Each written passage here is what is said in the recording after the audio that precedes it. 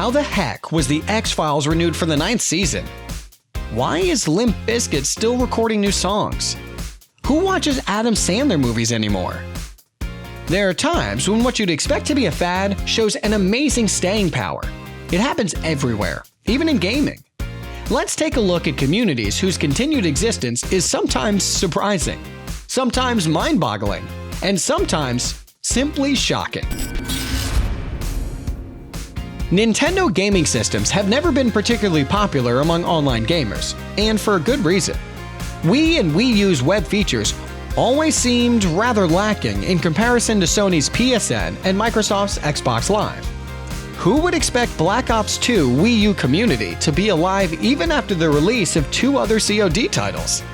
Not us, but it is. Color us surprised.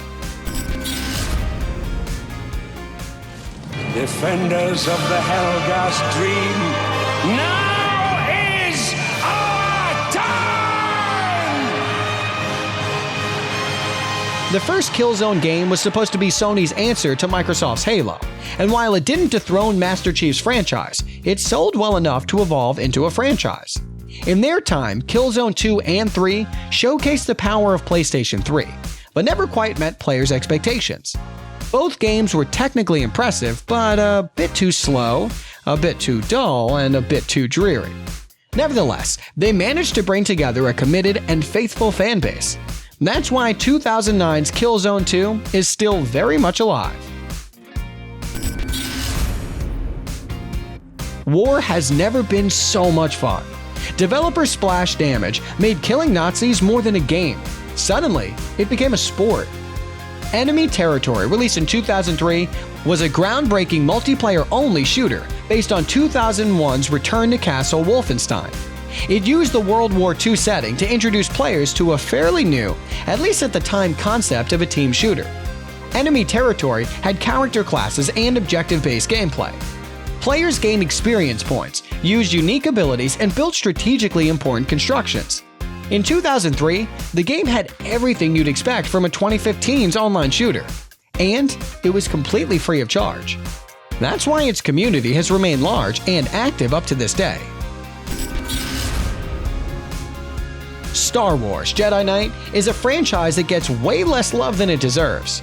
Its first entry, 1995's Dark Forces, is basically a modern game in old game's clothing. Its sequels remain one of the best, if not the best Star Wars game ever, although for some reason no one ever thought to make a follow-up to 2003's Jedi Academy.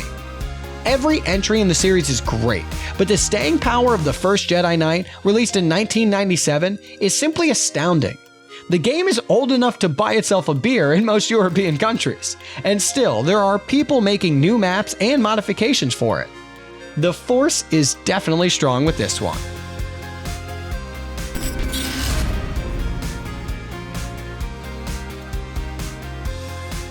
Well, it's Doom. Do we have to add anything else? Doom came out in 1993, and in the next 20 years appeared on most gaming systems known to mankind, from SNES to Xbox 360. People play it even today, both in single and multiplayer modes, and make countless modifications for the PC version. Having an active community after 22 years is mighty impressive, but it is Doom after all. The game's been a legend since the moment of its release, so it's no wonder it remains an important part of gaming culture. That's why, despite its amazing staying power, it's only third on our list. Believe us, next entries are even more impressive. If you think it's better to be ambitious and fail than to not try at all, then you should appreciate Trespasser. It's a 1998 first-person action-adventure game that was way ahead of its time, and honestly, it still is. There's just nothing else like it. It's an exploration-based game tied to the Jurassic Park franchise, full of physics-based puzzles and occasional dinosaur shooting.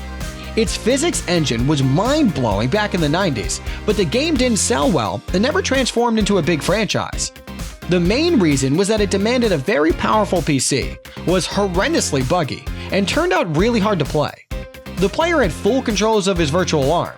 There were button combinations for shoulder, elbow, and wrist joints.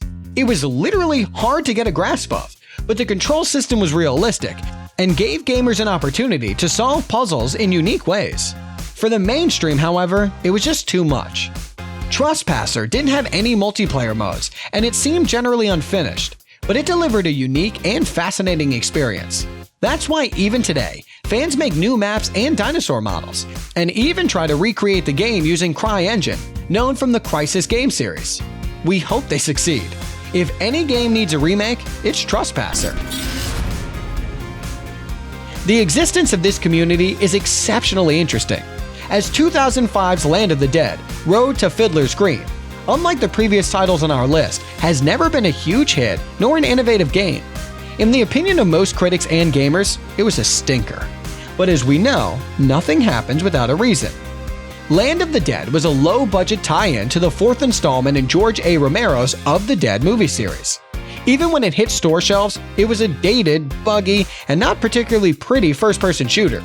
And yet, it managed to gain a cult status among a small group of fans.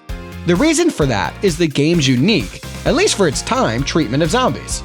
Road to Fiddler's Green for both PC and Xbox came out long before titles such as Dead Rising and Left 4 Dead started the undead craze.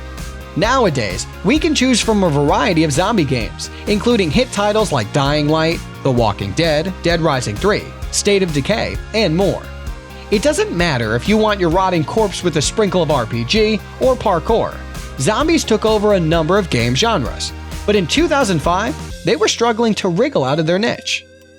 Back then, there just weren't any pure zombie games, without such weird additions as mutants, demons, monsters, or other things fans of the genre considered out of place. Road to Fiddler's Green stayed true to the movies and appealed to gamers hungry for legit zombie action. It wasn't perfect, but it offered a lengthy single-player campaign and 4 multiplayer modes. Also, it was easily moddable, courtesy of Unreal Engine 2.0. That's why, even today, fans make new maps and challenge each other in online matches. A cheap, ugly, buggy game that lacked any innovation, didn't sell well, and was quickly forgotten by the mainstream public. A bad game based on a bad movie, but still alive and kicking 10 years from its initial release. That's nothing short of a phenomenon, if you ask us. And that's why we've decided to place it at number 1.